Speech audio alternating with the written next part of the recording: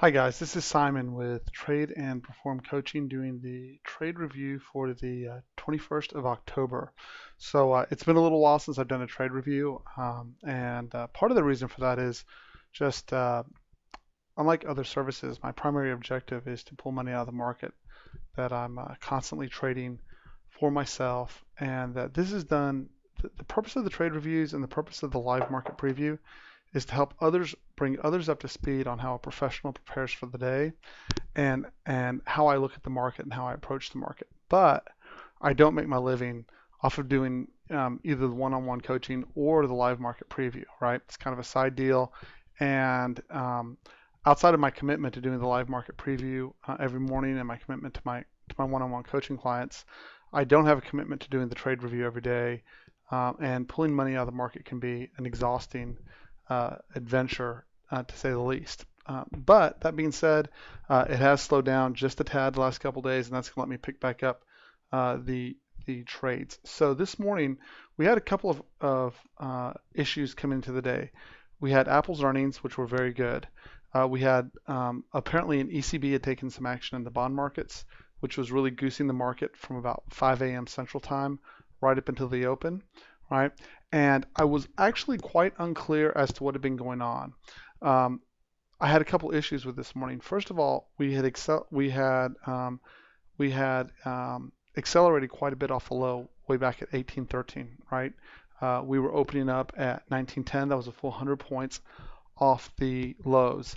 I tend to be very hesitant to get bullish after a 100-point extension off the low in a matter of 2 or 3 days. Number one.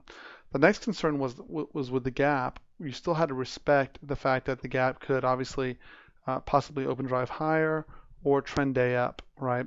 And so we had to go through our checklist to begin with.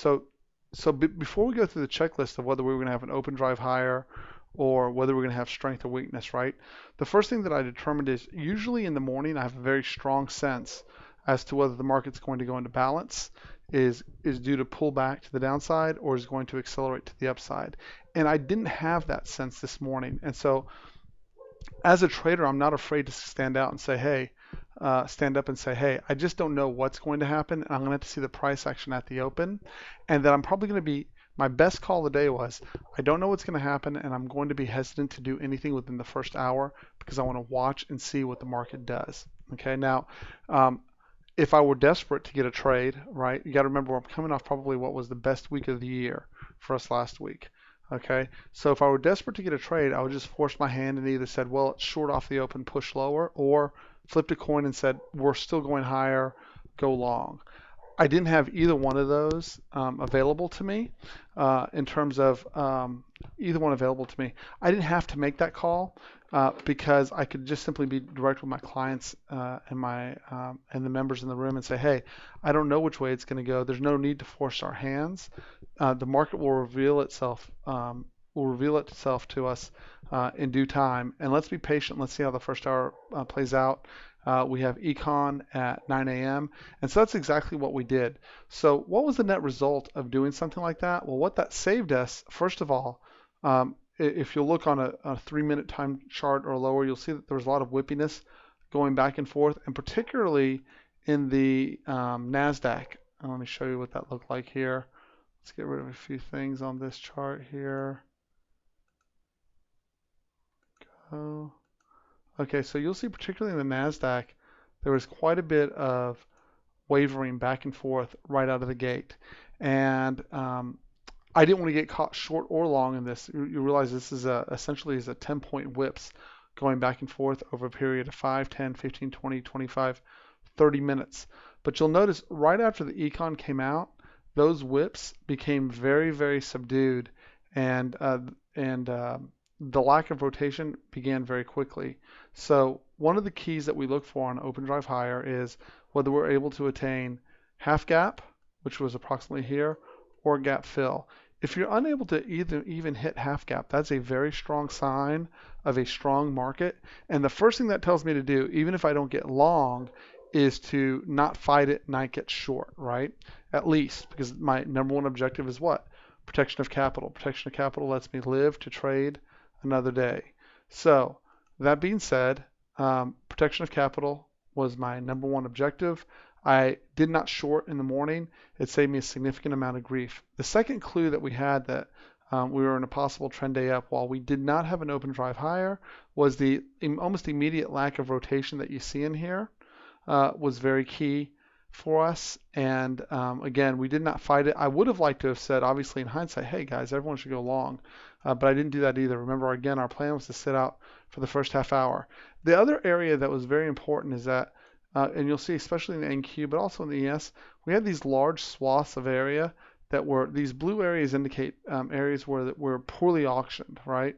And poorly auctioned areas have certain characteristics, but one of the characteristics is once it gets into it, it has a tendency to auction all the way up through it. And you'll notice that's exactly what the market did, is we actually auctioned all the way through this area before finally, you'll see we came right to the tip top there before finally finding rejection and starting to balance a bit in the midday.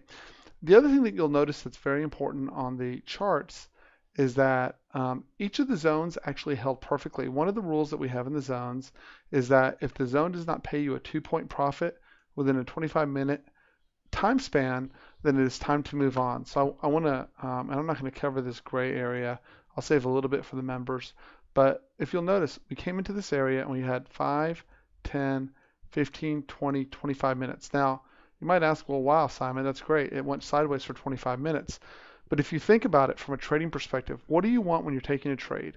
You want an area where it's going to give you an opportunity to get a profit, won't blow straight past it and just take you out at your stop, right?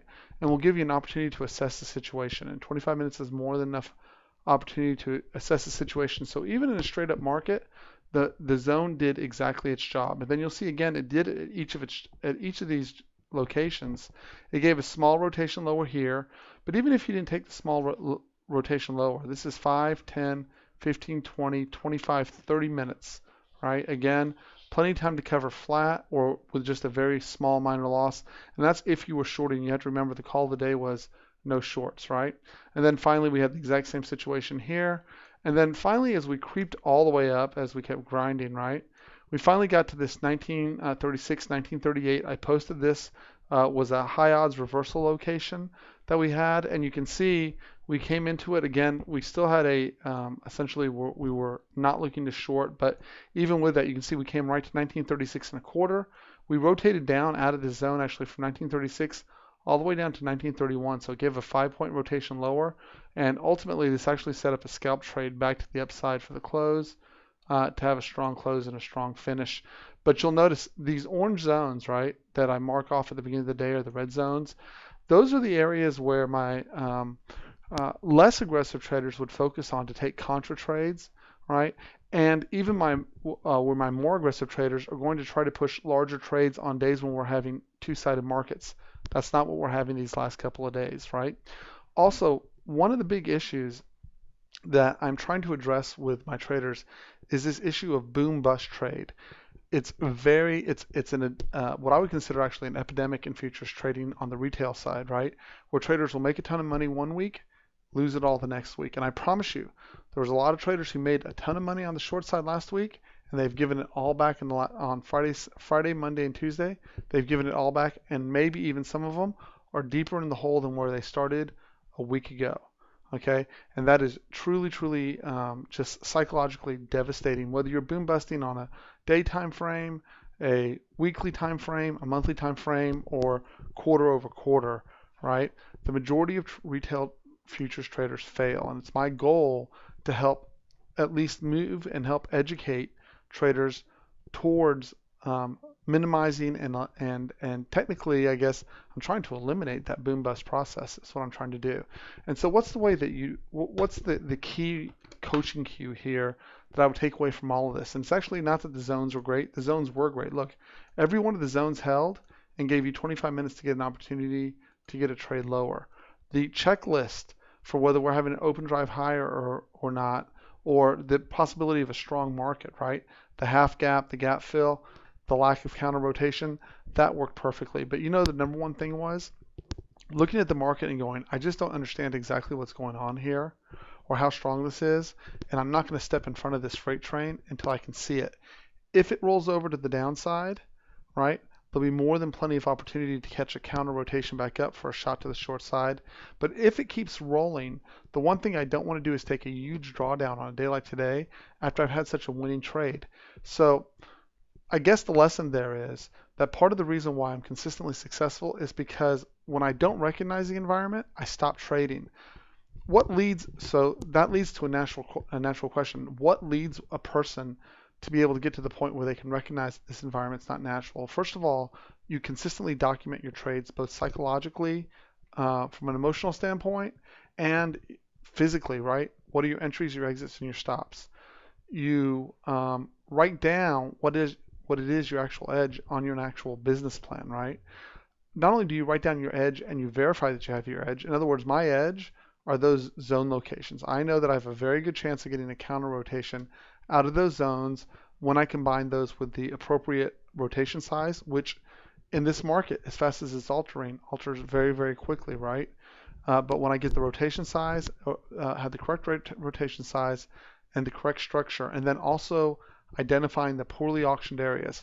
Between those three things, when I combine those three together, I know I have a significant edge. Then I build a set of rules around that edge, okay, to dominate and execute that edge as pretty much on a daily basis. There's very few days, although in the last couple of weeks there's been 1 or 2 days here and there where I haven't traded. Most days I've been able to actually execute that edge extremely well, okay? So again, I want to reiterate that. A written trade plan gives a trader accountability, forces them to do this, forces them to either say, yes, I followed my trade plan, or no, I didn't. Number two, right? A proven edge, not one I think it works. You'll notice on my screen, there's no trailing indicators, there's no stochastics, there's no Woody CCI, there's no Bollinger Bands, there's nothing that's a trailing indicator in there. Everything I'm taking into the heart of the matter, meaning the heart of darkness. When people are selling, I'm buying. When people are buying, I'm selling to them, usually, unless I recognize that we are in an area that can really run, or I don't understand the environment, in which case I'm doing nothing. I'm pulling back. I'm essentially executing a military strategy. I'm executing when I have the strongest advantage, and when I don't have the strongest advantage, I'm retreating to the sidelines where no one can cause me any damage. What does that result in and I can tell you from the guys I'm coaching one-on-one, what that results in from a trading standpoint is that, number one, we get rid of all their losing trades to begin with, right? Meaning they're trades that are 50% or less in terms of profitability. And then we start looking at all the trades as they're going up there, and we're saying, well, does this fall into a 70% win rate or greater? Because as a day trader of futures, trading leverage, you have to have a very, very high win rate, or you end up as a boom bust trader. So once you start eliminating all those things, and you start realizing how many of your trades actually aren't that great at trades, and but then you start changing your focus, right, from your poor trades to your good trades. All of a sudden, you start noticing, hey, I may not be trading as much, but all of a sudden my P&L is starting to pick up day by day, day by day, day by day. That changes your entire world, right? All of a sudden, you're less of a stressed trader. You're less worried when you're entering. You're more watching the price action and the meta communication from the market, as opposed to trying to force the market to give you what you want. Okay? All those things add up together to turn you into someone who's a mediocre trader, a boom bust trader, and someone who's a good, consistent trader. Maybe not a great trader, but guess what? You don't have to be a great trader to make a lot of money in this market. All you have to be is someone who's good enough to recognize your bad trades and get rid of them, and then focus on what your high odds trades are, right? And then the last piece is focusing on the process, the steps 1, 2, and 3. Andrew Menaker and Dr. Steenbarger talk about this all the time. Follow the process, not the outcome. Stop worrying about whether any one trade makes money, and start focusing on day over day, did I follow my process? If you follow your process, the profits will follow. If you don't follow the process, your profits will not follow.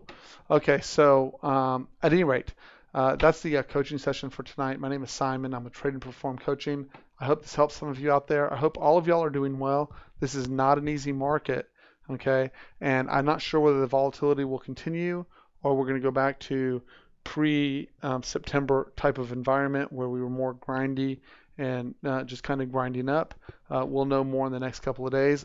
One thing I am going forward, not in the immediate as in tomorrow, because I do expect a little bit of backing and filling, but just overall, I think that this has been a trap. And in terms of that 10% correction was a trap to the downside, and I will be emphasizing more my trades to the long side than I will my trades to the short side. So anyways, have a great night, guys. Oh, anyone who would like a free 7-day trial to the live market preview, send me an email to tradeandperform, TRADE, perform, PERFORM, at gmail.com, and I'll be happy to extend you a free 7-day trial. The $95 that I charge per month for both the NQ and ES charts that come out in the evening, and the 30-minute market preview before the market. And I usually stay on live for the first hour at least of the day, every day. Makes a dramatic difference. I'm confident it's the best value out there for futures traders, and it's certainly worth giving it a shot for 7 days. I welcome anyone into the room, and am happy to answer any questions that they might have. At any rate, I hope everyone has a great night, and we will see, well, we'll see those members in the room in the morning. I hope everyone else has a great day. Talk to you later.